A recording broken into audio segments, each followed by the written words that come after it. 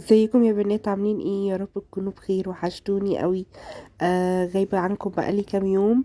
رمضان بقى والصيام والشغل والفرهدة بتاعت الصبح والوقت بيبقى قصير جدا بقى بعد الفطار، فمعلش فيديوهاتي قليلة قوي، مش بنزل لكم فيديو كل يوم. فبحاول بس على قد ما اقدر ان انا كل يومين تلاتة كده نعمل فيديو مع بعض، عشان انتوا وحشتوني. النهارده بقى هنعمل ام علي، هشارككم بقى معايا اليوم في المطبخ بقى، فطار وحاجه حلوه وهنعمل مع بعض. كنت حابه قوي ان انا اعمل ام علي. كمان لقيت من فيه في السوبر ماركت، فقلت يلا بقى نعمل النهارده، بلاش كنافه وقطايف والحاجات اللي احنا متعودين عليها دي. فهنعمل بقى النهارده مع بعض ام علي.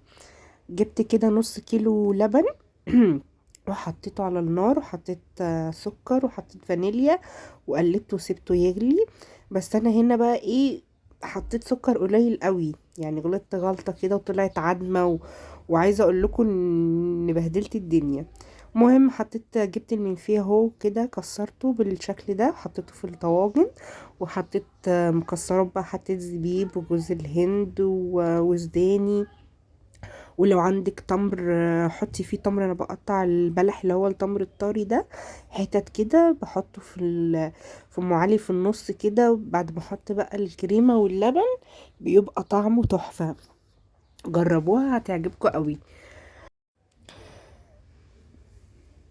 بس وزعت كده الحاجه في كل الطواجن. عايزين تعملوها بقى في طاجن كبير ماشي، بس انا عملتها عشان كل واحد ياخد طاجن كده وياكله مع نفسه. هنا بقى اللبن كان غلي، صبيته كده بالشكل ده زي ما انتوا شايفين، في كل طاجن شوية لبن على قد الطاجن.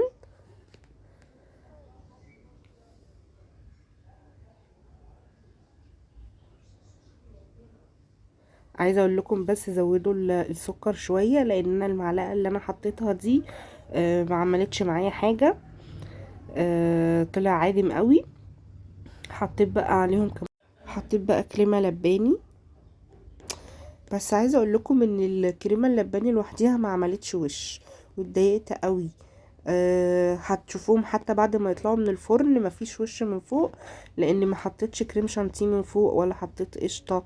انا قلت الكريمه اللباني هتبقى غنيه عن القشطه مثلا، بس طلعت لا، هي زيها زي اللبن، لما بيدخل الفرن بتسيح وبتبقى زي اللبن بالظبط. ادخلهم بقى كده الفرن شويه، برضو غلطت ان انا ما ولعتش الشوايه، بس لا، ده انا ولعت الفرن. بص، انا عايزه اقول لكم من الاخر ان انا بوظت ام علي بس هي ما باظتش قوي يعني. هي لحد دلوقتي كده الخطوات تمام، عشان بقى ما تنشفش منكم في الفرن، او انتوا تحمروا وشها بس يفضل اللبن فيها زي ما هي كده وغنية باللبن. انا نشفت مني صراحة، لان انا غلطت غلطة رخمة قوي. انتوا ما تولعوش الفرن من تحت، لا، حطوا على وشها كريم شانتيه، اضربوا كده كريم شانتيه بلبن ساقع، وحطوه على وشها، ورشوا رشة سكر بودر من فوق كده على الوش، وولعوا الشواية بس 5 دقايق، هتلاقي الوش احمر وبقى شكلها تحفة وطعمها جميل ولسه اللبن فيها، وهتبقى تحفة معاكم. بصوا بقى انا هنا بعد ما طلعت من الفرن عاملة ازاي، ضايقت قوي وكانت عدمة وتعكننت صراحة. بس بعد كده صراحة ظبطتها، جبت كيس كريم شانتيه وضربته، حطيتها على الوش، وحطيت سكر وظبطتها، بس نسيت اصورها لكم بقى صراحة. هنا بقى نيجي بقى، كنا عاملين اكل ايه؟ كنا عاملين دي شوربة خضار بلسان عصفور، عشان اخويا كان تعبان بس شوية. وهنا برضو كنت عاملة مكرونة بقى محمرة كده، اللي هي المكرونة الصغيرة دي بخضار، كنا حاطين فيها فلفل الوان وكده، كان طعمه حلو قوي. وكنا متبلين بقى بانيه وحاطينه في التلاجة كده يتشمع شوية، عشان القشرة ما تفكش من عليه. بس وحطيته بقى كده، قليته، وكنت معليه النار.